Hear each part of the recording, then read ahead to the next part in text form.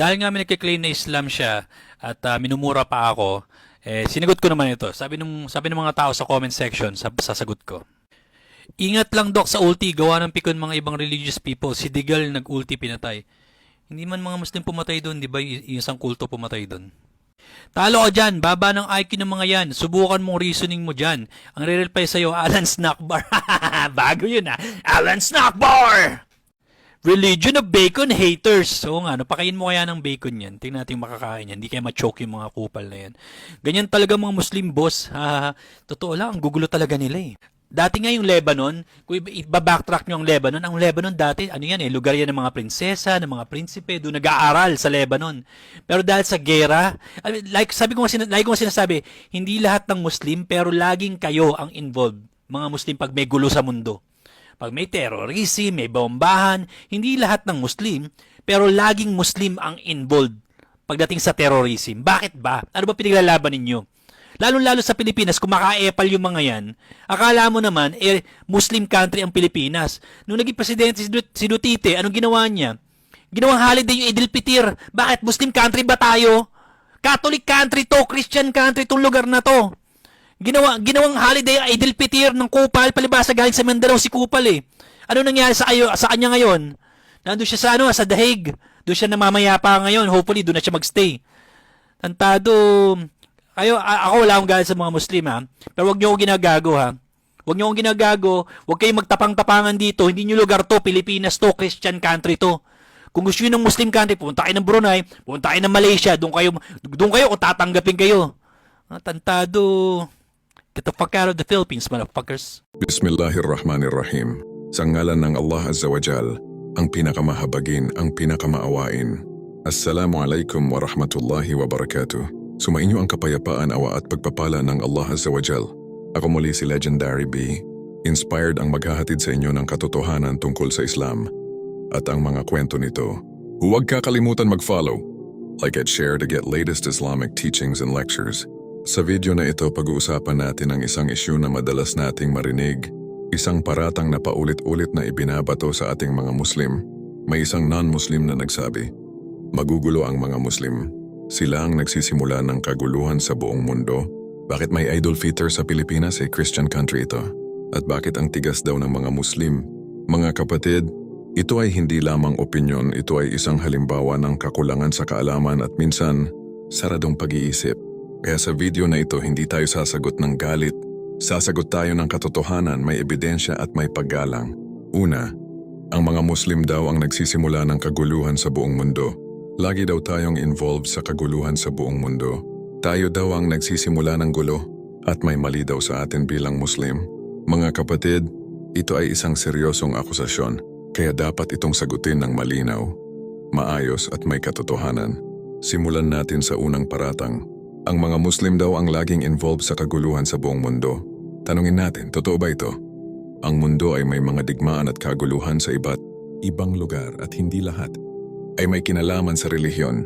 Maraming digmaan ang nangyayari dahil sa politika, kapangyarihan, lupa, langis, at interes ng mga bansa.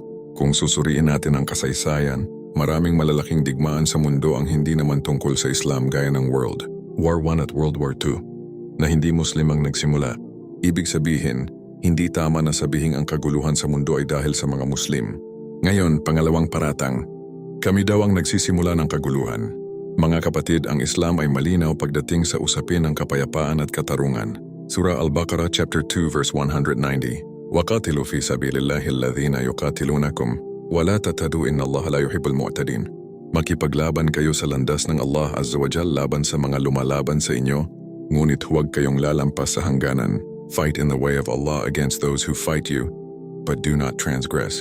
Indeed, Allah does not like transgressors. Paliwanag. Ang pakikipaglaban sa Islam ay hindi para magsimula ng gulo, ito ay para sa pagtatanggol. At kahit sa digmaan may limitasyon, hindi pinapayagan ang pang-aabuso o pagsisimula ng karahasan. Ibig sabihin ang Islam ay hindi nagtuturo ng kaguluhan, ito ay nagtuturo ng disiplina at katarungan. Ngayon ang tanong nila, bakit parang ang mga Muslim ang laging nasa balita kapag may gulo? Mga kapatid, ito ay mahalagang punto. Minsan ang media ay nakatuon lamang sa ilang grupo o insidente, at ito ang nagiging dahilan ng maling generalization.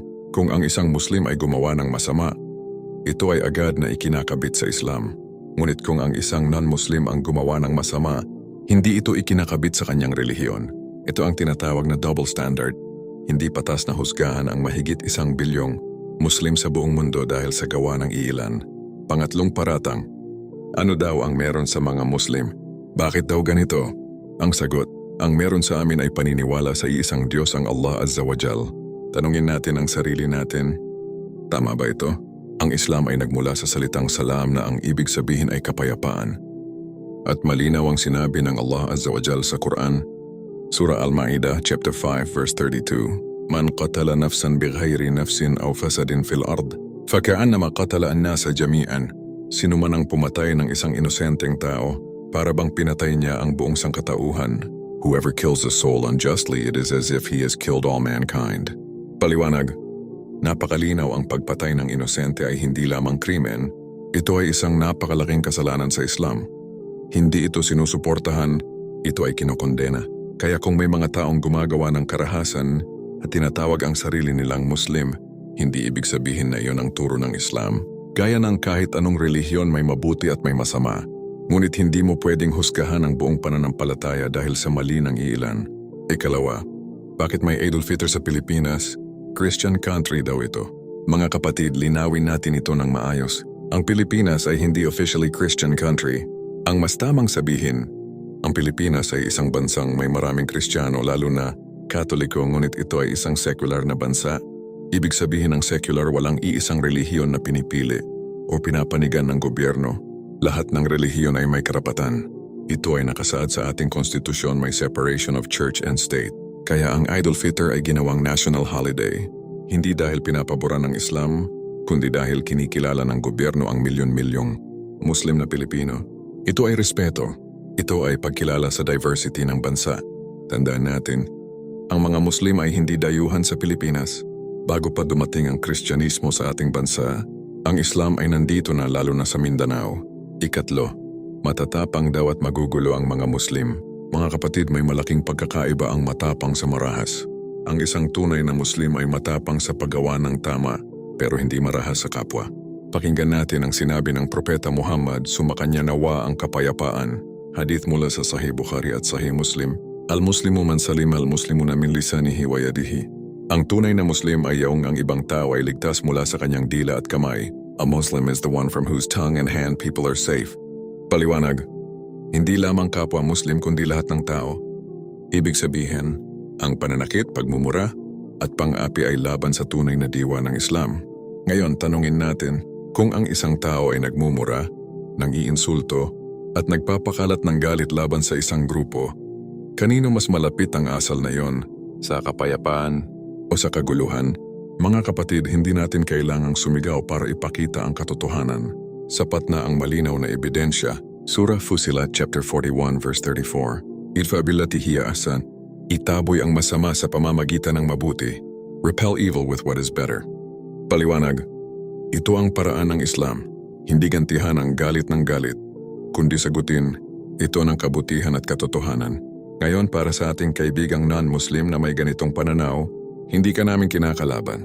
Naiintindihan namin na maaring may nakita, napanood na nagbigay sa iyo ng ganitong ideya. Ngunit hinihiling namin, buksan mo ang iyong puso at isipan. Huwag mong husgahan ang Islam base sa balita o sa maling representasyon ng iilan. Alamin mo ito mismo. Basahin mo. Unawain mo. Dahil ang Islam ay hindi relihiyon ng kaguluhan, ito ay relihiyon ng katarungan, disiplina at kapayapaan. Motivational message. Sa aking mga kapatid na Muslim, kapag tayo ay inaakusahan, huwag tayong magalit agad. Ipakita natin ang tunay na Islam sa ating ugali.